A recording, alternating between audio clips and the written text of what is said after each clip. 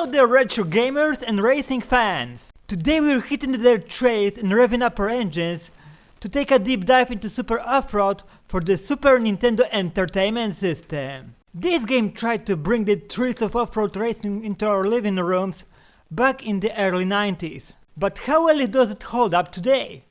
This is Racing Spirit channel and let's find out.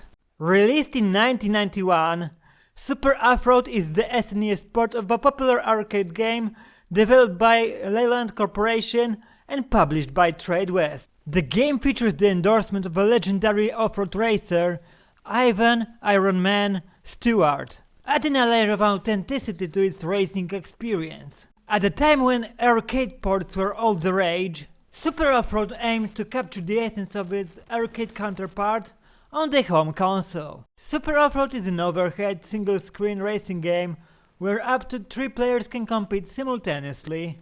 You control a rugged track on dirt tracks filled with jumps, obstacles and tight turns. The controls are straightforward: accelerate, brake, steer and use nitro boost. The simplicity of the controls makes the game easy to pick up, which is great for newcomers.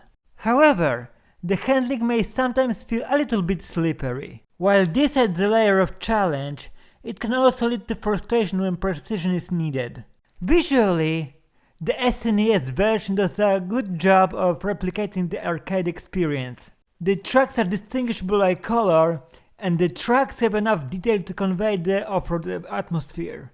However, the graphics are relatively basic and lack the depth seen in some other SNES titles of the time. The sound design features energetic, albeit repetitive music that fits the racing theme. Engine roars and collision sounds add to the immersion, but they can become monotonous during long play sessions. The game's difficulty curve starts off gently, allowing players to get a feel for the controls and track layouts. As you progress, the AI opponents get more competitive, which adds excitement and a sense of accomplishment when you win. On the flip side, there are instances of rubber band AI where opponents catch up too quickly, diminishing their rewards for skilled driving. This can make some races feel unfair, requiring a near-perfect runs to secure a victory. One of the standout features is the upgrade system. After each race you can spend the cash you collected on improvements for your car. Better tires, a more powerful engine, enhanced shocks and extra nitro boosts. This adds a strategic element to the game. Deciding whether to invest heavily in one attribute or balance your upgrades can significantly impact your performance. It encourages players to think ahead and tailor their tracks to their racing style. Super Off-Road shines brightest in multiplayer mode.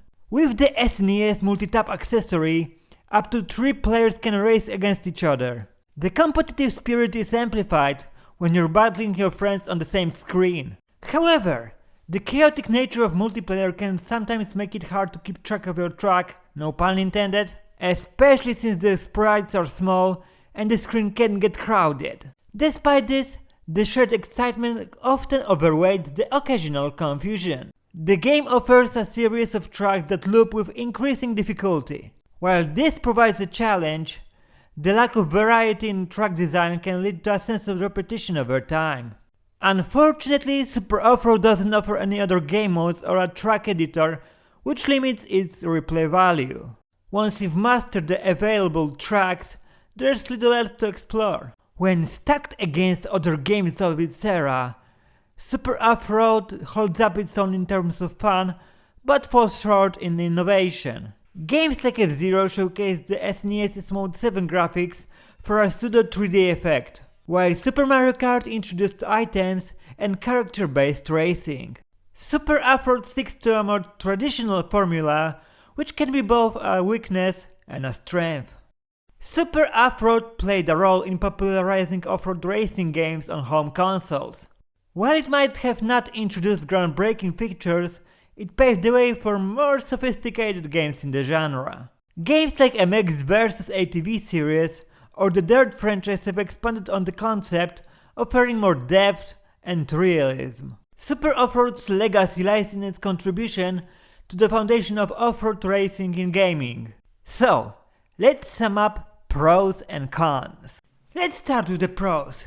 Simple and accessible gameplay. Easy to learn controls make it approachable for all players. Strategic upgrade system adds depth and personalization to your racing experience. Fun multiplayer mode. Engaging with friends enhances the enjoyment. Authentic off-road feel. Captures the essence of dirt track racing. Now to the cons. Repetitive graphics and sound. Limited variety can lead to monotony. Slippery controls.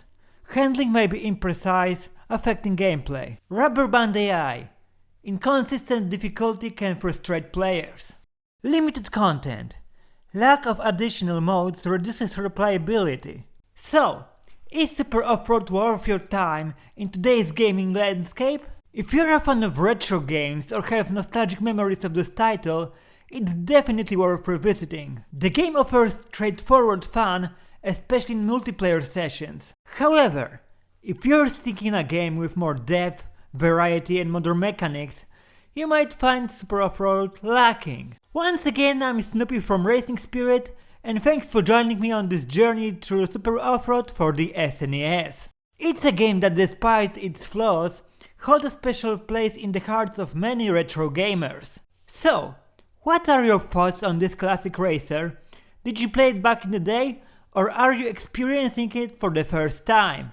Share your memories and opinions in the comment section down below. Don't forget to hit that like button if you enjoyed the video, and subscribe for more deep dives into cars and racing games. Cheers!